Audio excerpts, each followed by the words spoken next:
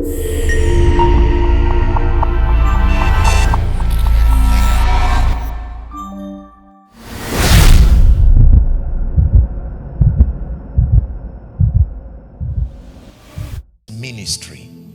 Colossians chapter 4 and verse 17. Colossians 4 and 17. What is ministry? Please pay attention. If you do not understand this concept of ministry, you cannot understand the concept of kingdom advance. This is where the fulfillment of the believer comes from. Ministry. What exactly is ministry? If I ask the average believer to help us define ministry, for many of us, our scope of ministry is a building like this, having congregants or members, a podium or a pulpit like this, then an individual standing behind it and holding a mic or some means of communication and speaking to the people. You're not wrong, but that is not ministry at all. Hallelujah. You have to understand this concept. Now, biblically, ministry has nothing to do with church. Don't write, just listen, please. Ministry has nothing to do with being a pastor. Ministry has nothing to do with a mic. Ministry has nothing to do with a sermon. Ministry has nothing to do with a pulpit. Ministry is not defined by the activities that happen, no matter how spiritual. The foundation for understanding ministry is that ministry, listen very carefully, ministry is derived from a spiritual state, not just what you do. Hallelujah. The foundation for ministry is your motive and your motivation. Your love for God. Genuine ministry is derived from your love for God, and then any activity that you engage in that gives you the opportunity to reveal Jesus and to bring him glory is called ministry. So ministry has nothing to do with the religiosity of the activity. Colossians 4:17 says, say unto Archippus, take heed to the ministry which thou hast received in the Lord, that thou fulfill it. So we receive that ministry in the Lord, not from the Lord. You have to be in the Lord, walking and growing in him. And then when his love consumes you, are we together? Any activity that is derived, a response to your love for Jesus Christ and intended to reveal him and bring him glory, is called ministry. This is powerful. That means you can be a preacher and not a minister. You can be a singer or a musician or whatever it is. You can be around spiritual activities and yet you are not in ministry, because it is not the activity that defines ministry. It is the motive and the intent. Hallelujah. It's important to get this concept right, so that when I say who is a minister, that would be the next concept. Naturally, you know now that a minister is beyond a preacher. Is that true? A minister is not one who has the privilege to hold the mic and teach.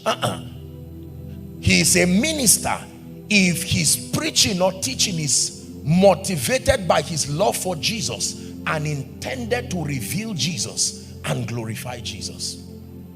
Otherwise, he's just a preacher. That means, is it possible to still be in ministry even if you have to fulfill the pulpit, fulfill the mic, fulfill every other thing? Can I still be in ministry by this definition? Absolutely. The pandemic taught us a very serious lesson, that we needed to redefine our concept and our ideas about ministry. That means if for any reason I do not have congregants come together and have an opportunity to teach them, can I still be in ministry? The answer is yes, provided my motivation remains my love for Jesus, and the intent of my activities remain to reveal him and to bring him glory, I am in ministry. Now, just for an illustration, please watch this. There is a gentleman here who is holding the camera, snapping around. Do you believe that in God's mind, this man can be doing the same thing with what I am doing right now? Because it is not the activity. By reason of social stratification and honor, you may clap for me first before him, because it looks like I'm more important than him, in as much as we define, you know, relevance and all of that. But once his heart, if this act of snapping around is motivated by his love for Jesus and intended to be a contributor to make sure that you keep memories as revealing Jesus, what he is doing is called ministry. Are we together now? Yes.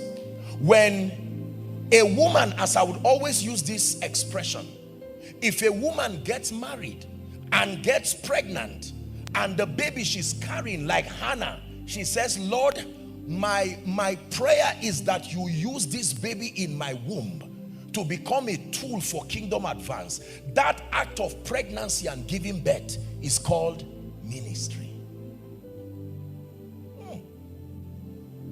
Are you learning now? If because of your love for Jesus and your desire to see his kingdom come, you get into business or you get into any circle of influence and God blesses you, you become wealthy, and then you see to it that there is comfort and convenience as far as kingdom come is concerned, your act of doing business, bringing money and being wealthy is called ministry. So a minister is not necessarily a preacher. A preacher is only a minister if his motivation is his love for Jesus, and then the goal of using the platform of preaching is to reveal Jesus and to bring him glory. I don't know if we have this definition clear. Very, very important. Now, if I say all the ministers don't stand, but if I say all the ministers stand, if you remain seated, then we have to look closely and know what is wrong. You see that now? Hitherto, if I had said all the ministers stand, you say, well, I'm not a pastor. But now you know, all the ministers mean all who genuinely love Jesus and are determined that every activity in their lives will reveal him and be a contribution to kingdom come. Stand. That's what I said. Please say, I am a minister. Convincingly, one more time. I am a minister. Please say, I am in ministry. Thank you.